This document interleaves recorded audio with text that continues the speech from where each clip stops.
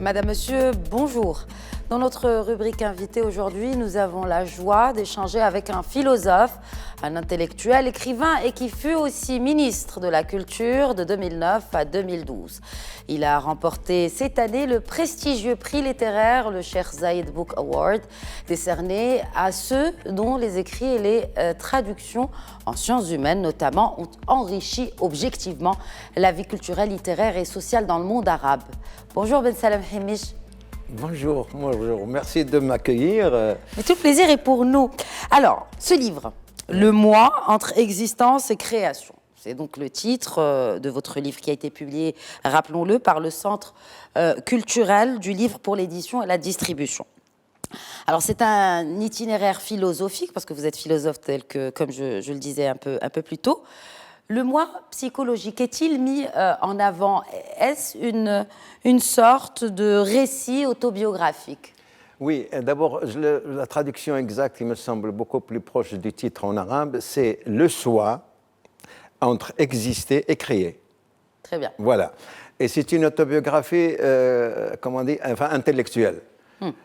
Je parle, mais dans un petit chapitre de moi, mon enfance, mon adolescence, et les événements très marquants, c'est-à-dire des événements qui m'ont marqué, et dont j'ai la souvenance jusqu'à présent. C'est des maladies, je suis pratiquement, j'ai eu la méningite par exemple, une paralysie faciale à frigorie, furoncle à la lèvre supérieure, donc je suis un rescapé, un miraculé, je vous assure.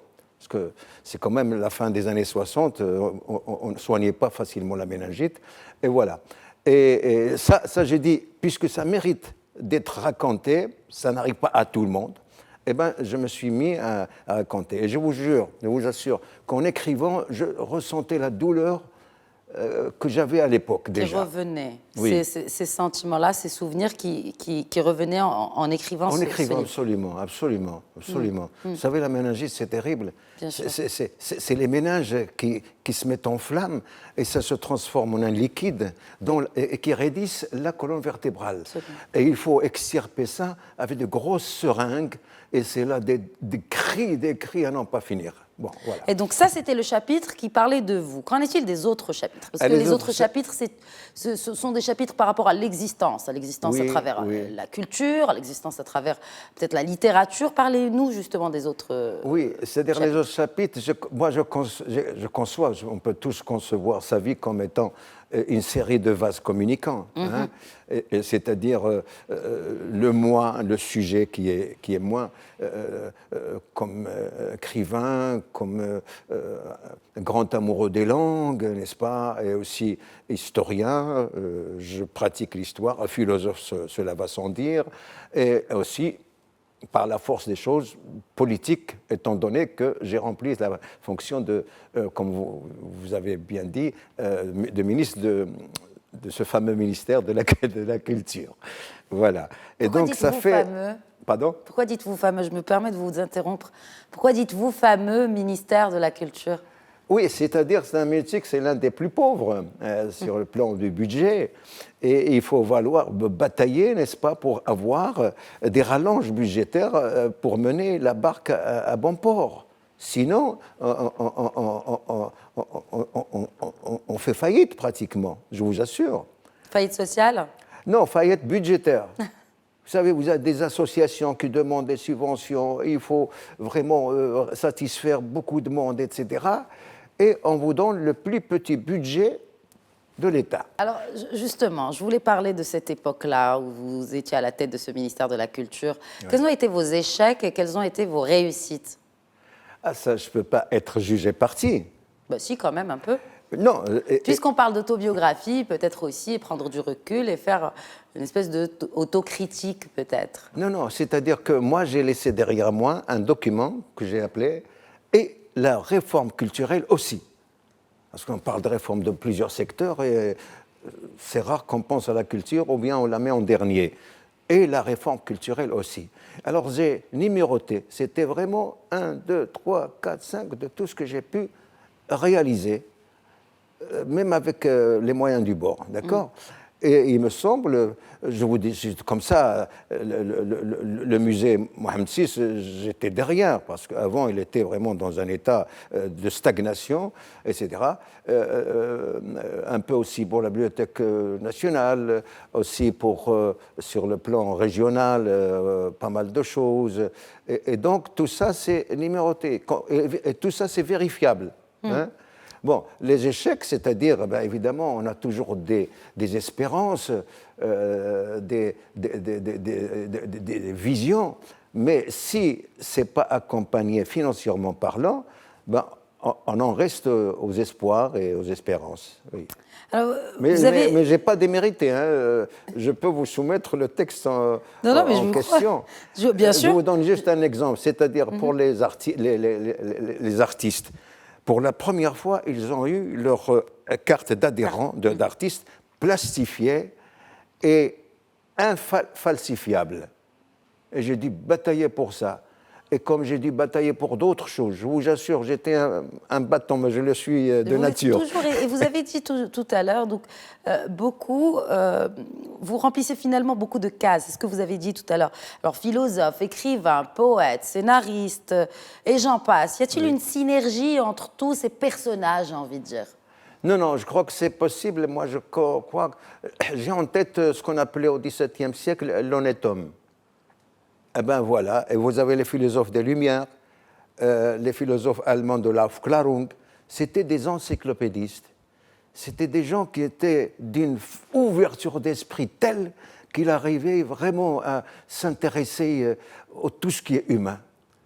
Et il n'y a pas une parcellisation des occupations, etc. Ça, c'est ça. Non, ça c'est la spécialisation, c'est autre chose.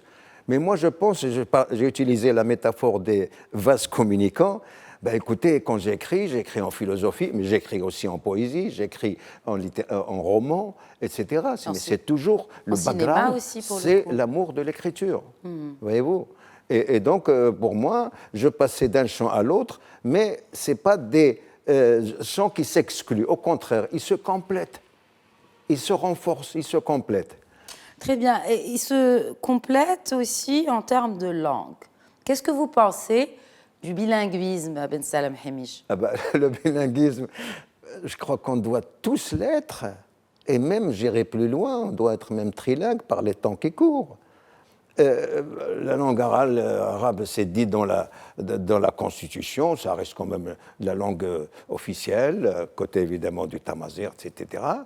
Mais le français, évidemment, il doit absolument, moi, je milite pour un bilinguisme assumé. Je vous assure que j'ai un jour, quelqu'un qui connaît bien les gens, les profils des gens, a listé les vrais bilingues, pas les demi-bilingues ou faux bilingues, les vrais, qui manipulent aussi aisément le français que l'arabe. Comme vous, d'ailleurs. Je crois. Je crois. Et puis, alors, on n'a pas, de Tanger jusqu'à El Gouira, on n'a pas trouvé plus d'une centaine.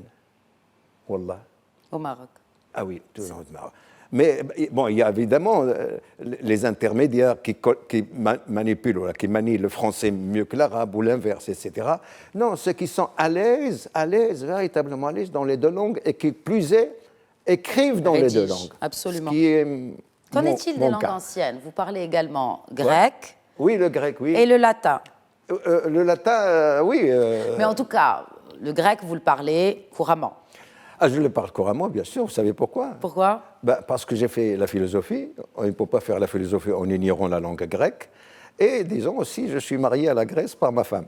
Voilà, donc cela explique ceci. Ou ceci explique cela. Alors justement, quel apport, ou en tout cas, quel regard portez-vous aujourd'hui sur l'actualité au Maroc, de par justement cette pensée philosophe multidimensionnelle et polyglotte, j'ai envie de dire. Oui. Quel regard porte Ben Salem Hamiche, comme dernière question, sur l'actualité d'aujourd'hui ?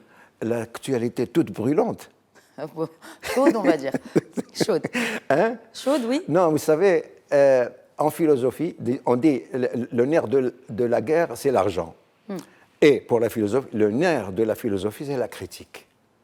nous avons le très grand philosophe allemand qui s'appelle Emmanuel Kant, n'est-ce Oui, pas? bien sûr. Ces deux grands ouvrages, Critique de la raison pure, Critique de la raison pratique, et tout philosophe qui n'est pas critique, eh ben, c'est un faux philosophe. Alors moi, c'est une critique, n'est-ce pas, qui se documente, qui prend fait, c'est-à-dire la plus factuelle possible. Il cherche à connaître avant de critiquer quoi que ce soit.